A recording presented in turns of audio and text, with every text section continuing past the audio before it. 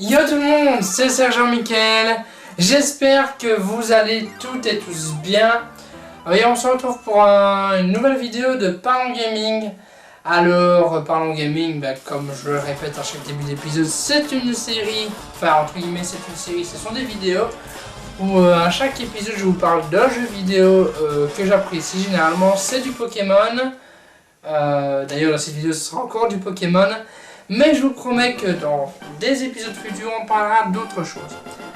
Bon, avant de parler de Pokémon et du coup du sujet de cette vidéo, j'aimerais vous parler un petit peu tout simplement en fait de 2-3 petites choses.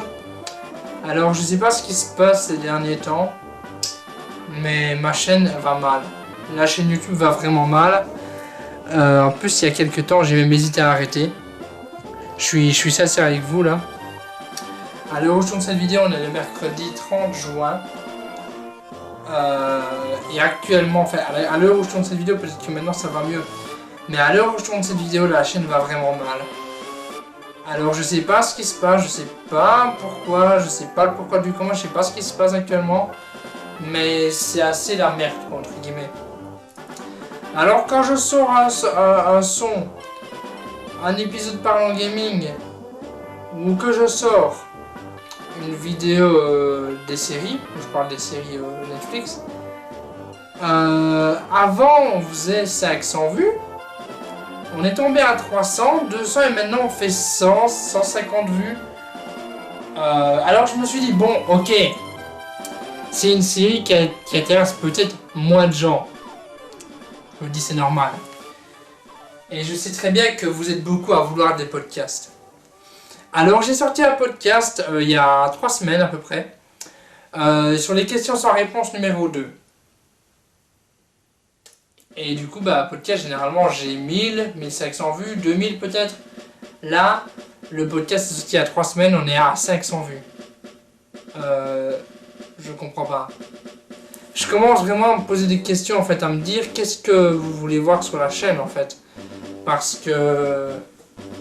Voilà quoi, si les podcasts ça vous intéresse pas non plus et que c'est ma marque de fabrique, voilà quoi, je suis pas youtubeur qui veut faire des pranks ou qui veut faire des challenges ou de la réaction, je suis un youtubeur qui fait des sketchs, donc voilà, si même ça ne vous plaît plus, enfin c'est pas que ça vous plaît plus, il y a des gens ils aiment bien, je dis pas ça, je dis pas le contraire, il y a des commentaires, il y a des likes, il y a des trucs, mais bon... comparé au nombre d'abonnés que j'ai, 500 vues, c'est triste quand même en fait. Donc je sais pas.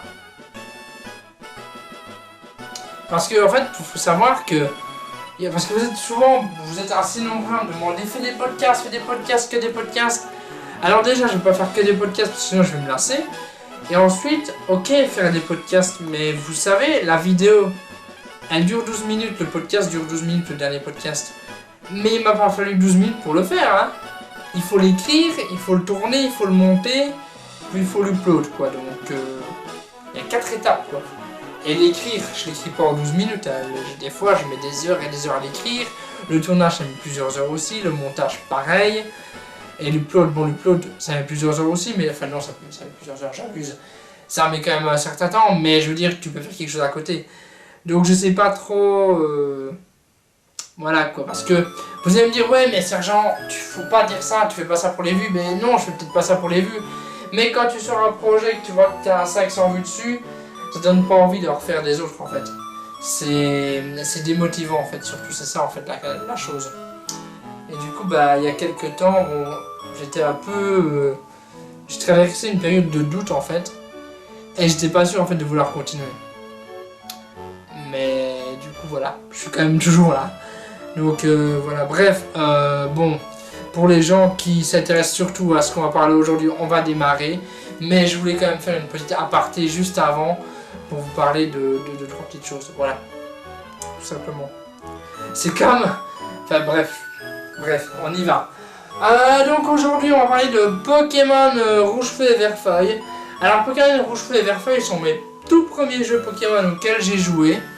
En fait, c'était Vert-Feuille moi auquel j'ai joué, mais c'est mes tout premiers jeux Pokémon. Du coup, je vais essayer d'être un maximum objectif dans ce que je vais dire, en essayant de donner les points positifs et négatifs du jeu. Et je vais essayer de faire parler un maximum ma logique et mon objectivité, plutôt que ma partie nostalgique. Parce que forcément, c'est mon premier jeu Pokémon, donc il y a un peu plus. Je vais essayer de faire parler le moins possible ma nostalgie. Alors, Pokémon Rouge Feu et Vert Feuille, donc déjà ce sont les remakes de Pokémon Rouge et Bleu, donc tout premier jeu Pokémon sorti initialement en 96 au Japon, en 98 en Europe je pense, si je dis pas de conneries. Bref, du coup, c'est le tout premier jeu Pokémon, ils ont fait les remakes en 2003, ouais 2003 ou 2004 si je dis pas de conneries. Donc c'est déjà des vieux jeux sortis initialement sur Game Boy Advance. Donc Pokémon Rouge Feu et Vert Feuille. Alors la réalisation en fait du jeu, c'est au niveau en fait des jeux sortis juste avant, parce que juste avant ces remakes en fait, ils ont sorti Pokémon Rubis et Saphir, qui sont sortis du coup l'année juste avant, et du coup les graphismes de Pokémon Rouge Feu et Vert Feuille sont au moins au niveau de Rubis et Saphir. Donc au moins ils n'ont pas régressé, ça c'est pas mal. Donc Rubis et Saphir était initialement sorti également sur la Game Boy Advance.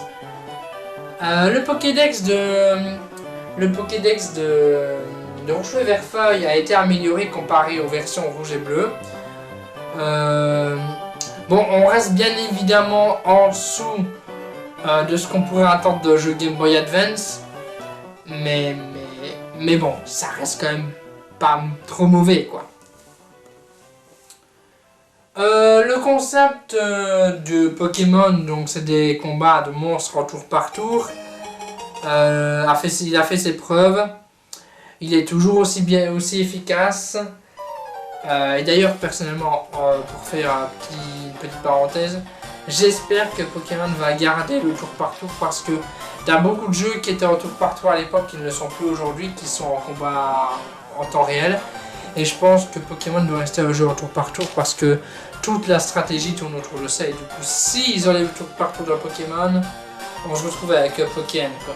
Et voilà. Bref, on continue. Alors dans Pokémon Rouge Feu et Vert Feuille, qu'on appuie sur RA ou L1 sur la console, bon si vous êtes sur émulateur, il y a moyen de trouver aussi. Il y a des messages d'aide en fait. C'est-à-dire que c'est un genre d'aide pour les gens qui n'ont jamais joué à Pokémon, ou les gens qui découvriraient éventuellement Pokémon avec ce jeu-là. C'est bien parce que ça aide, c'est idéal, et ça peut aider en fait les nouveaux joueurs en fait. Ça leur permet de découvrir certaines subtilités du jeu, apprendre certaines choses sur les combats, la table des types éventuellement.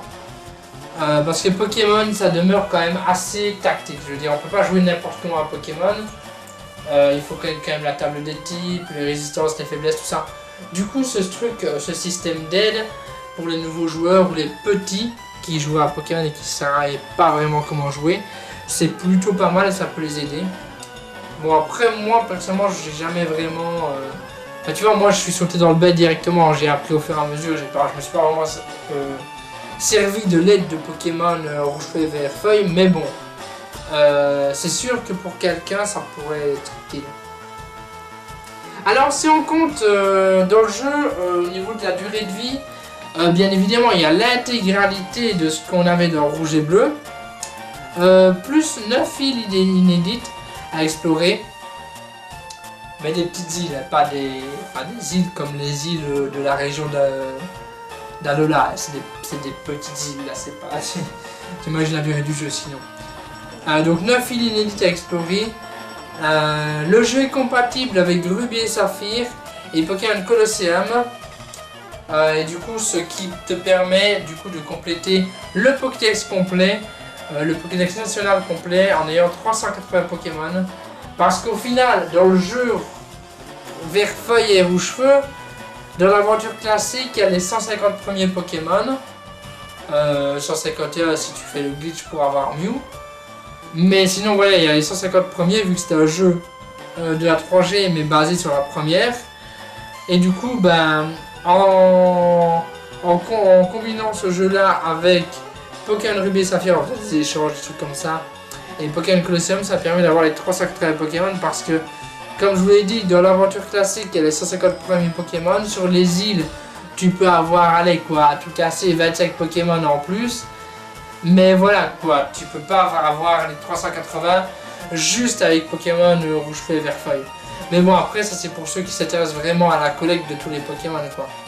Parce que pour ceux qui ne s'y intéressent pas, voilà. Mais voilà, du coup, au total, il y a les 3 générations dans ce jeu-là. Mais vous ne saurez pas le faire en jouant juste au jeu de base quoi. Et donc voilà. Au niveau de la musique, la bande son, enfin la musique de Pokémon Rouge Feu et Vert Feuille, elle a un aspect assez nostalgique parce qu'on reconnaît en fait très facilement les thèmes musicaux et les bruitages des versions originales qui ont bien sûr été améliorés et remixés pour l'occasion, mais on reconnaît que c'est les anciennes musiques qui ont été un peu remasterisées et ça peut faire vraiment plaisir aux gens qui ont joué aux toutes premières versions quand ils étaient plus jeunes. Alors le scénario, bon, ça reste un scénario Pokémon. Hein. L'aventure, elle peut se résumer en simplement une longue quête vers le titre du meilleur dresseur ponctué. C'est ponctué de duels du coup contre des champions de chaque ville et des petits événements liés généralement au rival ou des événements liés au personnage principal. Enfin, rien de particulièrement passionnant. Je veux dire, c'est le premier jeu, enfin, c'est le remake du tout premier jeu Pokémon, donc vous attendez pas à un scénario de fou. Le scénario, c'est surtout avance à chaque ville et récupère les 8 badges et participe à la ligue Pokémon. Bien évidemment, il y aura des petits combats contre le rival, parce qu'il n'y a qu'un rival. Il y aura des combats contre la Team Rocket où il faudra défaire la Team Rocket entre guillemets. Il y aura des petits trucs en plus, des combats contre certains dresseurs, des visites de villes, de lieux. Mais je veux dire, globalement, le scénario en lui-même, c'est collecte les 8 badges, bat la ligue, bat ton rival et nique la Team Rocket. Voilà, en gros, c'est ça. Mais bon, c'est normal, après, je veux dire, c'est les remakes du tout premier jeu Pokémon, donc forcément, le scénario reste simpliste, même si dans chaque jeu Pokémon, ça reste plus ou moins ça le but de base. Il y a des trucs en plus, tandis que là, c'est vraiment la base de la base, quoi.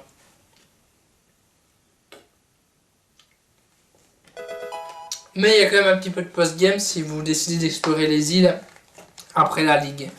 Mais vous pouvez quand même l'explorer avant. Peut-être pas les 9, mais vous pouvez explorer 2-3 îles avant, je crois. Donc voilà. Alors moi, qu'est-ce que je pense honnêtement de Pokémon Rouge Feu et Vert Feuille qui sont, je le rappelle, pour Vert Feuille, mon premier jeu.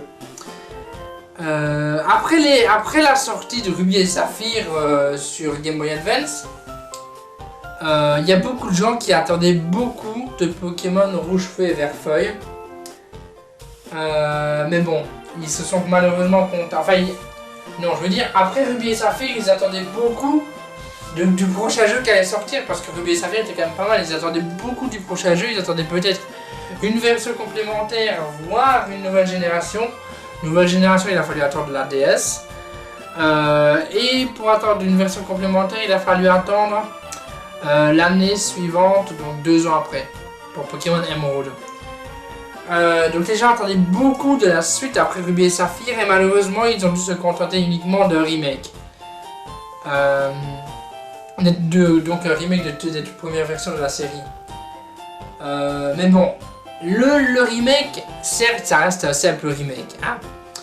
Mais bon, les graphismes sont bien meilleurs, les musiques ont été refaites. En gros, il y a une intéressante mise à jour, entre guillemets, pour le remake. C'est pas un genre à copier-coller du premier jeu. Et heureusement, parce que le premier jeu, j'y ai pas joué, mais bon, il me donne pas vraiment envie d'y jouer, moi, personnellement. Parce que c'est assez vieux, quoi, et ça donne pas plus vraiment envie de jouer, tout simplement. Tandis que ce jeu-là, tu vois, il date peut-être de 2003, mais même aujourd'hui, tu peux te dire, il est pas mal, tu vois. Mais bon, voilà. Enfin, tu vois, le jeu a été mieux réalisé, quoi. Le jeu, c'est un remake, il a été bien réalisé, ils ont pas vraiment Ils ont pas pris à copier-coller des premiers jeux, ils ont rajouté des trucs et amélioré des trucs quoi. Voilà. Ouais, c'est vague ce que je dis, mais c'est compliqué de parler d'un jeu comme ça vite fait, tu vois. Surtout que ça fait un moment que je l'ai pas fait. Le jeu, vous pouvez totalement le faire, même si vous n'avez pas joué à rouge, bleu et jaune, ou même rouge, bleu. Je veux dire, voilà, le jeu reprend les bases de Pokémon. Donc, si vous n'avez pas joué à rouge et bleu, vous pouvez totalement démarrer avec ce jeu-là si vous démarrez Pokémon. Ou même si vous avez joué à d'autres jeux, ce jeu-là, il prend les bases du début. Donc, il n'y a vraiment aucun souci pour quelqu'un qui n'aurait même jamais joué à Pokémon. Ce jeu-là se prend assez vite en main. Moi, personnellement, je n'avais pas joué à rouge et bleu. Mais j'ai commencé vers Faille et j'ai très vite compris entre guillemets de quoi il en était. Alors bon, les cartouches au début quand elles sont sorties, elles étaient vendues avec un adaptateur GBA, donc l'adaptateur Game Boy Advance. C'était un adaptateur qu'il fallait accrocher derrière sa Game Boy Advance pour faire des échanges et des combats avec ses amis en local. Malheureusement, bon, aujourd'hui, forcément le jeu, si vous l'achetez dans un cache ou quoi, il sera sûrement pas vendu avec son accessoire. Mais bon, après voilà quoi, j'ai envie de vous dire, je pense que la plupart des gens qui voudront éventuellement jouer à ce jeu là, je pense qu'ils joueront sur un émulateur aujourd'hui. Mais c'était quand même sympa à l'époque d'avoir ce petit adaptateur pour faire des combats en local. Enfin tu vois, on était en 2003, donc forcément tout ce qui était online ça n'existait pas. Mais pouvoir faire des combats Pokémon contre des amis en local, donc genre dans la même pièce, et chacun sur sa console, à l'époque on trouvait ça dingue quoi, c'était waouh, je joue à Pokémon contre un pote quoi, et c'est lui que j'affronte, c'est pas un PNJ quoi. À l'époque on trouvait ça vraiment ouf, donc aujourd'hui, dire ça paraît acquis, mais à l'époque c'était waouh, c'était ouf quoi, c'était... Waouh, on pouvait même échanger des Pokémon avec son pote et c'était un truc de fou quoi à l'époque. Aujourd'hui c'est vrai que c'est totalement con de dire ça parce que ça paraît évident, mais à l'époque c'était une révolution quoi. C'est pour ça aussi que ce jeu je l'apprécie vraiment. J'avais bien évidemment un pote qui jouait avec moi en local, quand il venait chez moi ou j'allais chez lui. Mais franchement, ce jeu là, c'est pas le premier qui propose ça, Ruby et Saphir proposait aussi ça. Mais Ruby et Saphir ne vendait pas l'accessoire, il fallait acheter l'accessoire séparément, tandis que dans les boîtes d'origine de Verfeuille aux cheveux, tu avais l'adaptateur GBA qui était vendu avec, et du coup, voilà, tu pouvais faire des combats contre des potes, tu pouvais faire des échanges, bien évidemment c'était en local, parce qu'on est en 2003-2004, le online ça n'existe même pas. Même certaines personnes n'ont même pas internet, moi j'avais pas internet en 2004 personnellement. J'ai eu internet chez moi en 2008-2009, un truc comme ça. Donc voilà, tu vois. Mais franchement, c'était une petite révolution à l'époque. Bref, je pense que c'est tout pour Pokémon Rouge, Feu et Vert Feuille. C'est les premiers, c'est un remake des premiers jeux, donc il n'y a pas non plus énormément à dire. Même si je pense que ça fait déjà un petit temps que la vidéo tourne, entre guillemets. Donc merci à tous d'avoir regardé cette vidéo. Écoute, comme d'habitude, like, abonnement, partage et commentaires. Donc voilà, écoutez, c'était Pokémon Rouge Feu et Vert Feuille, voilà. Donc voilà, écoute, maintenant, moi je te dis tout simplement de ramener tes potes sur ma chaîne. Tu fais des likes, tu fais des abonnements, et voilà. Allez, salam. Je suis même pas musulman. Bref, merci à tous d'avoir regardé cette vidéo. N'hésite pas à faire des choses, abonnement, voilà, vous connaissez. Bref, merci à tous et bisous et bye tout le monde.